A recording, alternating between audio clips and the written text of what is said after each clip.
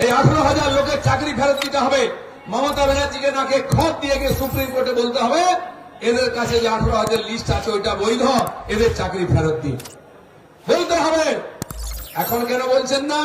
না, ওই চাকরি যদি ফেরত যায়, বাকি যে 8,000 লোক যারা টাকা দিয়েছেন টিএমসি নেতাদেরকে, তারা তখন টিএমসি নেতাদের বাড়ি আক্রমণ করবে। মোথাবাড়ি হিন্দুর বাড়ি ভাঙা হয়েছে, তখন টিএমসি লোকেদের বাড়ি ভাঙা হবে, লুট হবে। যেমন হাসিনার বাড়ি লুট হয়েছে, মমতার বাড়ি লুট হবে, সেই দিন আসছে। নমস্কার প্রিয় দর্শক, আপনাদের সবাইকে আমার এই টিভি মিডিয়া নিউজ চ্যানেলে স্বাগত জানাই। দিলীপ ঘোষ তিনি বলছেন 18,000 লোকের চাকরি ফেরত দিতে হবে মমতা ব্যানার্জিকে। মমতাকে নাক ক্ষত দিয়ে সুপ্রিম কোর্টে গিয়ে বলতে হবে এদের কাছে যে 18,000-এর ওএমআর সিটের লিস্টে রয়েছে এটি পুরোপুরিভাবে বৈধ এবং এদেরকে সসম্মানে চাকরি ফিরিয়ে দিতে হবে। মমতা ব্যানার্জি কেন বলছেন না জানেন?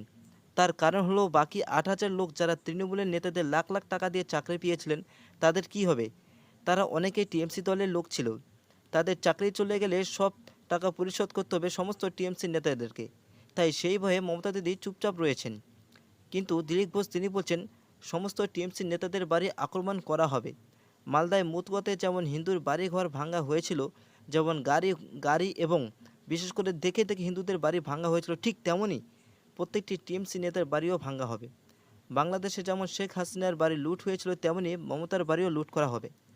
এই দিন খুব ঘনিয়ে আসছে যেদিন মমতা ও তার ভাইপো দুইজন ভয়ে পালাবে এবং এই রাজ্য ছাড়তে তারা বাধ্য হবে। তৃণমূলের পার্থবাবুর মতো নেতারা বলেছিলেন 25,000 চাকরির মধ্যে 25টা করে নাম নিতে আর তার সঙ্গে 10 লাখ করে টাকা নিতে।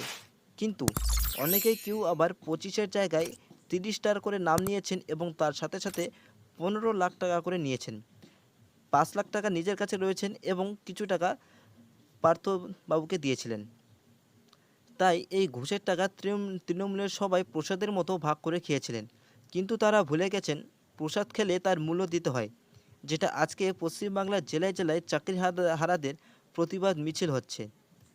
দিলীপ ঘোষ তিনি মালদার ঘটনায় একবার ইঙ্গিত দিয়ে বলেন হাইকোর্টে অনুমতি নিয়ে শুক্রবারে মোথাবাড়িতে যান বিরোধী দলনেতা শুভেন্দু অধিকারী এবং সেখানকার এলাকার ক্ষতিগ্রস্ত মানুষদের সঙ্গে তিনি দেখা করেন। দুই গোষ্ঠীর গণ্ডগোলকে কেন্দ্র করে রণক্ষেত্র হয়ে ওঠা মালদার মোথাবাড়ির দোকান বাড়ি গাড়ি ও ভাঙচুর করা হয়েছিল বেছে বেছে শুধুমাত্র হিন্দুদের। রাস্তায় রাস্তায় আগুন জ্বালানো হয়। এরপরে পরিস্থিতি নিয়ন্ত্রণের বাইরে চলে যায়। তারপর পরিস্থিতিকে নিয়ন্ত্রণে আনতে পুলিশ লাঠিচার্জ করতে বাধ্য হয়েছিল। হিংসার ঘটনায় জড়িত থাকার জন্য পুলিশ গ্রেপ্তার করতেও বাধ্য হয় অন্য ধর্মের মানুষকে। মমতা দিদি হয়তো ভুলে গিয়েছিলেন এটা 2008 কিংবা 2009 সালের কোনো সিঙ্গুর বা নন্দীগ্রামের আন্দোলন নয়, যেখানে মানুষকে দিনের পর দিন ভুল বোঝানো যাবে। অন্তত আজকের দিনের শিক্ষিত যুব সমাজকে যে উনি ভুল বোঝাতে পারবে না তা কার্যত এক প্রকার আমরা নিশ্চিত হয়ে গিয়েছিলাম যখন নেতাজি ইন্ডোর স্টেডিয়াম থেকে ওই মিটিং থেকে বেরোনোর পর ছাত্রছাত্রীরা তাদের ক্ষোভ দেখাতে শুরু করে মুখ্যমন্ত্রী মমতা দিদির বিরুদ্ধে।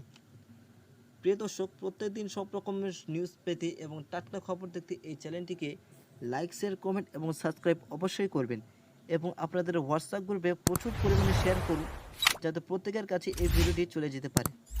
তাই প্রিয় দর্শক প্লিজ লাইক শেয়ার কমেন্ট এবং সাবস্ক্রাইব অবশ্যই করবেন এবং ফেসবুক থেকে দেখলে আপনারা এই চ্যানেলটিকে ফলো অবশ্যই করবেন। তাই আপনাদের সঙ্গে দেখা হচ্ছে পরের খবরে।